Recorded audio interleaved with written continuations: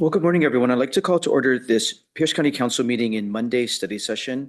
It is Monday, September 9th, 2024. The time is 11 a.m. All members are present except for Councilmember Morel, who is excused. That brings us to item number 2, which is the review of tomorrow's September 9th, 2024 council meeting agenda. Ms. Long, to brief. Thank you, and good morning. This is tomorrow's regular council meeting agenda. It is amended. We'll start with your consent agenda. You have a few items for introduction, scheduling under resolutions. First up is R 2024-205. This is approving expenditures of the Behavioral Health and Therapeutic Courts Fund for a mobile community intervention response team. You'll be setting the final on this for October 1st. Next is R 2024-206. This is also approving expenditures from the Behavioral Health and Therapeutic Courts Fund. This one is for behavioral health navigation services. You'll be referring this to Health and Human Services and setting the final for October 1st. And the third is R 2024-207. This also is approving expenditures of the Behavioral Health and Therapeutic Courts Fund. This one is for Certified Community Behavioral Health Clinic expansion and implementation. You'll be referring this to Health and Human Services and setting the final for October 1st. You have one item for final action on your consent tomorrow, and that's R 2024-204. This is confirming the reappointment of one existing member to the Commission on Refugee and Immigrant Affairs. Moving to section 7, you have 2 proclamations tomorrow. The first is proclaiming September 11th, 2024 as National Day of Service and Remembrance in Pierce County, Washington. That was requested by Councilmember Herrera.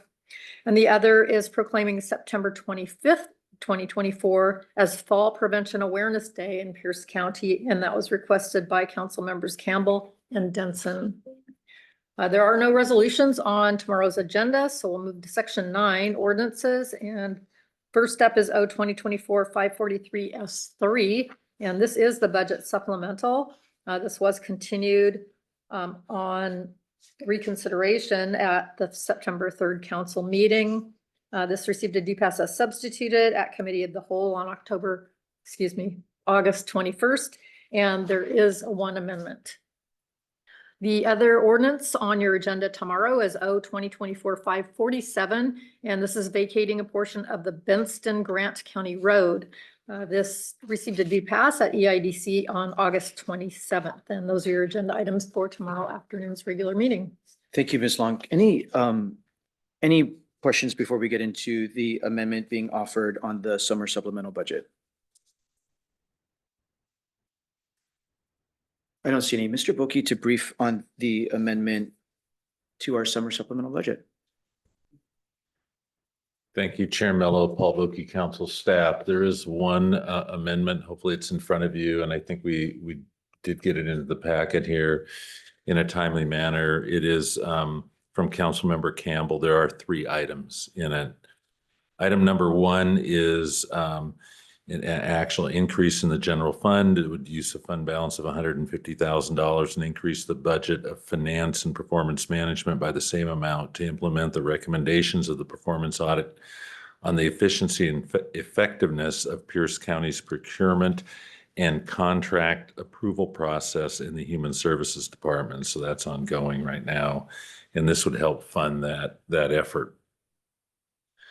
Item number 2 goes back into the original budget document, 2023-44-S2. In section 13, this is the contract notification, and you receive those by email on a fairly frequent basis. As written right now, it exempts contracts managed by the Human Services Department. It would delete that. And so human services contracts would now be subject to the 21-day notification requirement. And number 3 adds a new section 4 to the ordinance that you're working with, 2024-543-S3.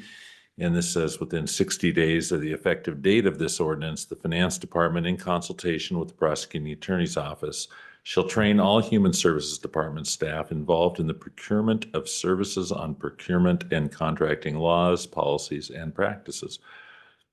The Finance Department must notify the council of the training dates and times and allow council staff to participate Any written materials used in the training must be posted on the Finance Department's website under the current solicitation section. For purposes of this section, the procurement of services also includes solicitations for projects and programs through a notice of funding opportunity or a notice of funding availability. So that's the amendment as proposed. Thank you for briefing on the amendment. Vice Chair Campbell to speak further to the amendment being offered tomorrow. Thank you, Chair, and thank you, Mr. Boki and staff for putting this together. Again, the first section, we're already moving forward in the performance audit. And so that will be coming out by the end of the year with recommendations. We often get criticized of, we have a committee, we present recommendations, then don't do anything with them. And so this makes sure that we can do something where we all, I think, have agreed. We have issues within contracting. And specifically within human services contracting. We've known this since it's been going back a while. It takes over a year to get a contract signed. It's same frustration I hear from people who are trying to build houses, and it takes 2 years to get permits to build a house. Shouldn't take 2 years to get permits to build a house. Shouldn't take a year to sign a contract that council has already approved. We approve it, takes finance up to a year to go get the signature on it. I think so this brings us back in alignment. Not sure where this came from, but at some point, it was decided that Human Services was the only department that wasn't subject to the 21-day notice. We get all these 21-day notices that come in all the time, and there was no oversight to the Human Services Department. We can take the default on the contracts earlier this month, or technically at the end of last month. If it was a one-off, I don't think we'd be too worried about it. But this is the culmination and a crisis created by a pattern of mistakes, and that clearly it's either willful conduct or it's lack of training. And this is making sure that we have the proper training provided, we document it so that people can transparently see what we're doing and that we are taking steps to improve efficiency in the way that we are issuing contracts. So basically, it's just following through on the work we're already doing and making sure we have transparency in governance. Any questions? Any questions for Vice Chair Campbell? Councilmember Coover.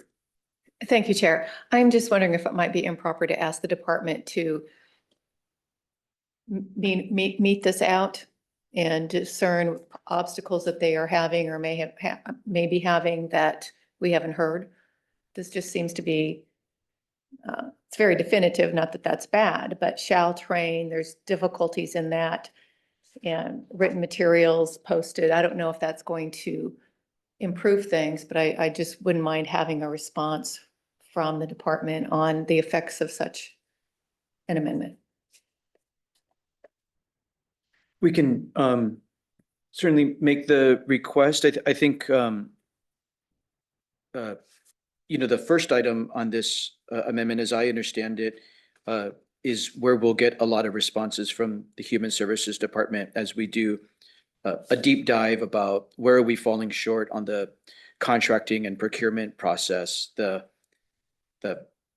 body of work is already ongoing. It should culminate at the end of this year. So I think that is the time and space for Human Services to really weigh in. What can they do better? They're fully engaged in that body of work. And as I understand, item number 3, it's simply documenting whatever the process is for full transparency that they come up with, that the procurement, that the finance department and the Human Services Department, whatever their process is, asking us to be, asking our staff to be trained and to make it publicly available on a public website. So that's what I understand this to be doing. Yeah, I guess I just look at it as busy work. Not that the things aren't being done anyway, but just another step in doing things. I just would like to be able to listen to repercussions or effects. Is it something that's easy enough to do that they would do anyway? Or is this just more added into code? Commissioner Kimball? Well, so the training, this is a one-off. It doesn't add anything into code that we're asking them to be trained. Basically, if you're on a job site and there's something critical that happens and you do a full stop and bring everyone in and said, hey, let's all get on the same page on this so this doesn't happen again. We had to declare an emergency just to keep the coordinated entry continuing. It's helping, 12,000 people a year are coming through coordinated entry in our homeless system, per the numbers in the emergency ordinance or emergency declaration. But the fact that we got to a point where we, as a county, had to declare an emergency, that calls for a full stop. What are we doing? Let's all retrain. Let's all make sure we're on the same page. Let's not make mistakes like this. Because if for whatever reason that emergency had been declared, coordinated entry would be at full stop right now. And I'm sure there'd be some dedicated volunteers trying to keep it going, but the risk of it falling apart and trying to restart it it's worthy of pause. Everyone train, get on the same page, show the people that we are taking this seriously, and show the people the work that we are doing so that the whole public can see that we don't, when we get to a point we have to declare an emergency, we don't go, well, hopefully it'll get better. No, I can't get there. We have to show that we are actually dedicated to sustain change, to make sure we never have to be in a position to declare a state of emergency over contracting in this county. I don't know of any other county that's put themselves in that position. The level of embarrassment over this is bad because we should have caught this. Only thing we as council can do is make sure we never do it again. Any other questions or comments? Councilmember Herrera? Thank you, Chair. I guess I just want a little history lesson. I feel just a teeny bit Yes, sir. confused on this. Is this like new charted territory with all the ARPA funds and the amount of contracts that we had to do? And that's why with not enough staff to, I'm trying to like also needle down of where it's coming from. And then also the op tempo of getting those contracts done because of the ARPA funds, the timelines on those, and then also the slowing down of the ARPA funds. I guess if there's a history lesson on that, I'd be all ears. I would have to ask Mr. Brokey maybe to opinion a little bit, but I don't think these are ARPA funds. This is, I mean, somewhere, and I don't know where in the history lesson, maybe why did we exempt Human Services Department out of the same amount of accountability as everyone else? And I think that might be more where it sends back to. I don't think we had a whole lot of ARPA funds in this. Yeah, this section in the budget actually predates ARPA. It's been in there for quite some time. Human Services was exempted just because of the sheer number of contracts. When the wording was first being put together, the request by finance was, you're just going to get a tremendous number of contracts. I would guess that the number of contracts you'll start seeing coming across, I mean, you get these notifications a few times a week, you'll see at least double the number now. Right now, you get most of yours, I think, come out of Public Works. You'll see some magnitude more of contracts coming out of Human Services, but hard for me to define because it has to meet these definitions, right? The quarter million. But that's the reason it was originally exempted.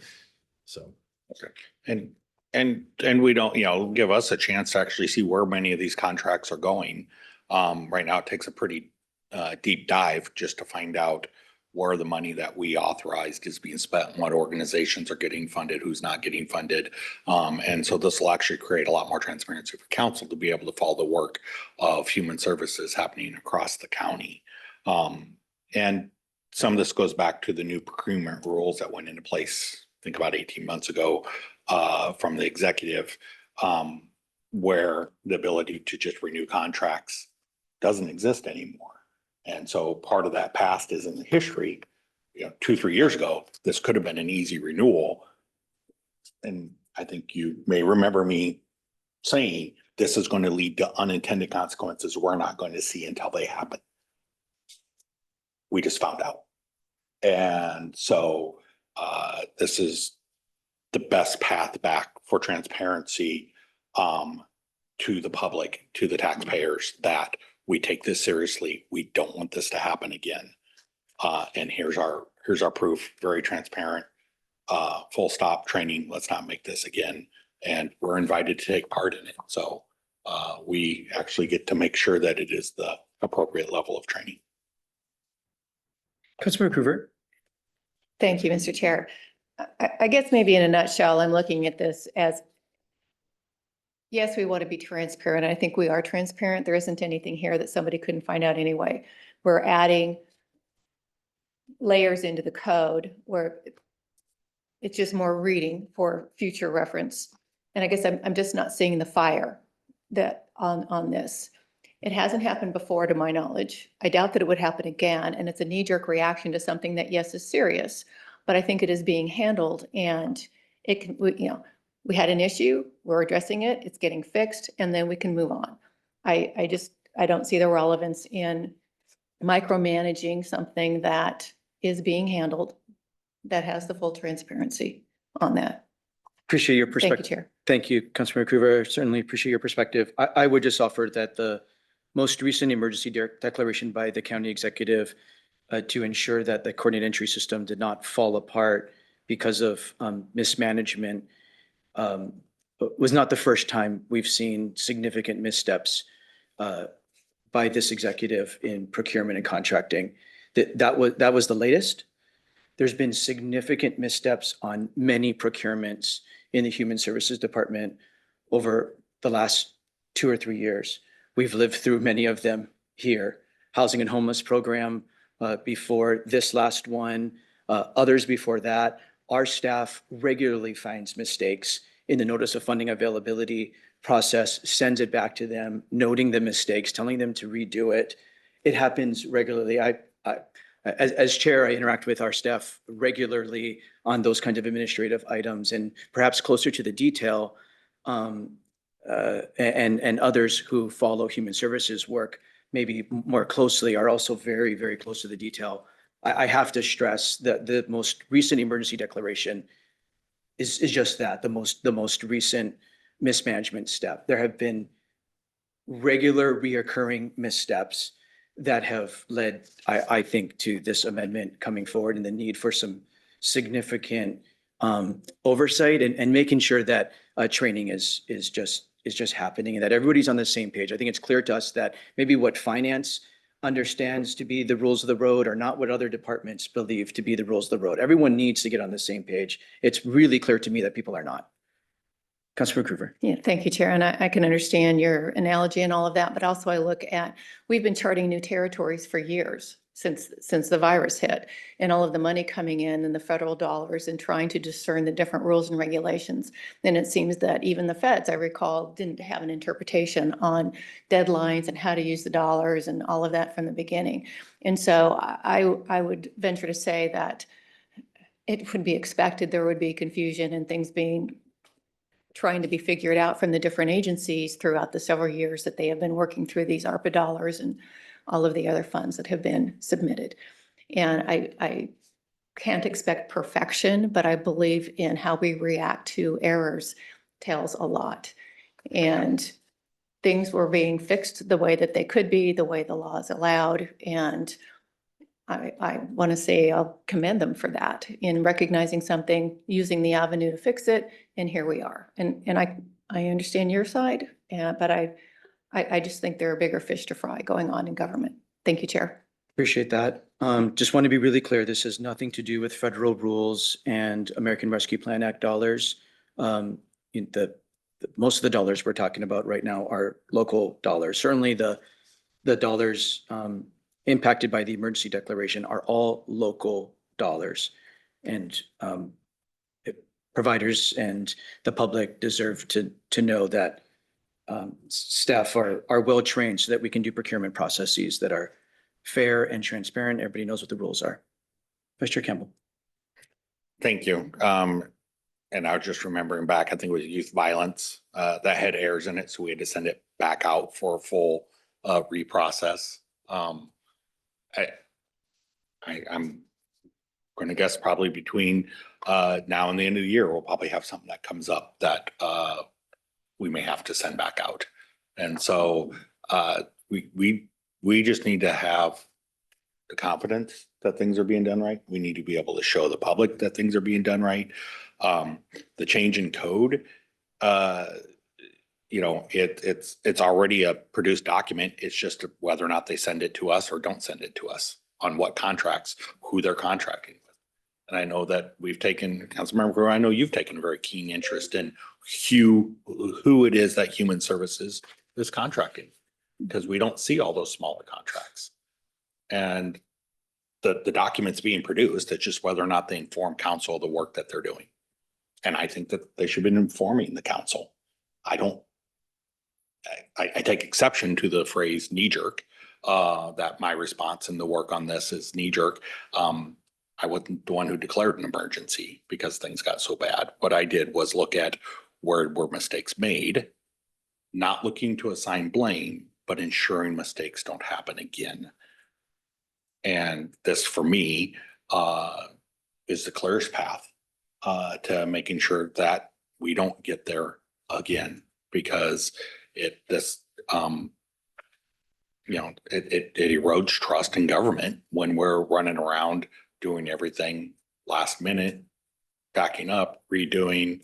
I remember the 1490 funds where we had to redo that vote 3 times because we couldn't properly align things with local governments because we just weren't communicating. 14 something funds. Mr. Boki knows what I'm talking about.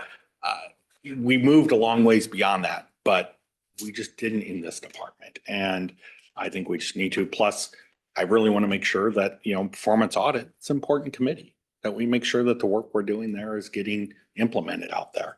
It's going to be good work. It's going to be good study. We've all agreed that it's important here at the council enough that we put it on the agenda. I don't want to see the recommendations come out and then nothing get done. That would be just another slight. So I don't, to me, it's a minor change in code. It is a change in code, but it's a code that provides transparency and information to the council. Thank you, Chair. Thank you. That amendment will be before us tomorrow as we consider final consideration of the summer supplemental budget.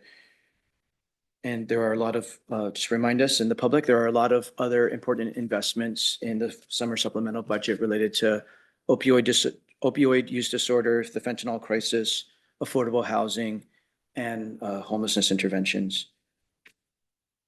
That's everything for item number 2, review of tomorrow's council meeting agenda. We're at item number 3, review of committee agendas for the week. Ms. Long. Thank you. So this afternoon at 1:30, there is a public safety committee. There are 3 presentations on that agenda. The first is a district court update. That will be with Misty Robison and Judge McCann, both from district court. Next, you have the pretrial pathways program report. That will be with Dominic Hardman from probation. And finally, you have information technology, research, and data analytics. That will be with Julie DeMuth and Amy Scott German from the finance department. Tomorrow morning, beginning at 9:30, you have an economic infrastructure development committee. There is one proposal and you have 2 presentations on that agenda. The proposal is O-2024-546. That is establishing a prohibition on the use of compression brakes along Waller Road East in the Mid-County Community Plan area and Creviston Drive Northwest in the Key Peninsula Community Plan area. That has a September 24th final hearing date. Next on the agenda is a 6-year transportation improvement plan and 14-year ferry program. That will be with Letitia Neal from Planning and Public Works. And finally, you have the Vision Zero update presentation. That will be with Sean Phelps and Clint Ritter from Planning and Public Works. At noon tomorrow, you have your regular Tuesday study session. And I'm seeing just the usual agenda items for tomorrow. And then at 3 p.m., of course, is your regular council meeting. On Wednesday, September 11th, beginning at 9:30, you do have a committee of the whole. And you have two discussion items on that agenda. The first is the council budget monitoring reports. And that will be with Mr. Boki and Ms. Chapman of our office. And then you have the mid-biennial supplemental budget schedule and process, and that will be with Gary Robinson and Julie Demuth from Finance. At 1:30 is a select committee on homelessness, and you have three presentations on that agenda. One has been added, as you can see in shading. First is the comprehensive plan to end homelessness update, and that will be with Devin Isaacson from Human Services. Next, you have an update on the 2024 or the September 3rd, 2024 emergency proclamation for coordinated entry, and that will be with Lee Beth Merrick from our office. And then finally, you have the unified regional approach update with Ms. Merrick from our office. On Thursday, beginning at 9:30, you have a special EIDC meeting. There is one discussion item on that agenda, and it is the local economic impact of artificial intelligence. And that will be with Andrew Fry from the University of Washington School of Engineering and Technology. And I'll just add one reminder since these meetings don't come up often, for those on the Sumner Library Capital Facilities Area Board, there is a meeting following Committee of the Whole on Wednesday at 11. It'll be in Tahoma Room. And there are three of our members on that board. So that is your meeting schedule for this week. Thank you, Ms. Long. Are there questions about the meeting schedule for the duration of the week? It's a busy week. I don't see any. We're at item number 4, discussion of administrative items. Ms. Murray, good morning. Good morning, Julie Murray, Chief of Staff. I have nothing to report today. Any questions for Ms. Murray?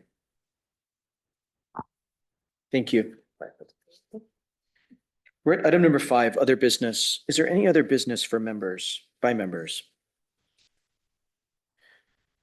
For members' information, the expanded schedule is at the end of the packet, so about a 60-day outlook for council's calendars. And as always, at the very end of the study session packet is the hopper or the legislation that's in review. So members can get a sense of what's in review and its status. Not seeing any other hands. Ms. Long, any other business for council in study session? Not today, thank you. With no other business before the Pierce County Council in Monday's study session, we are adjourned.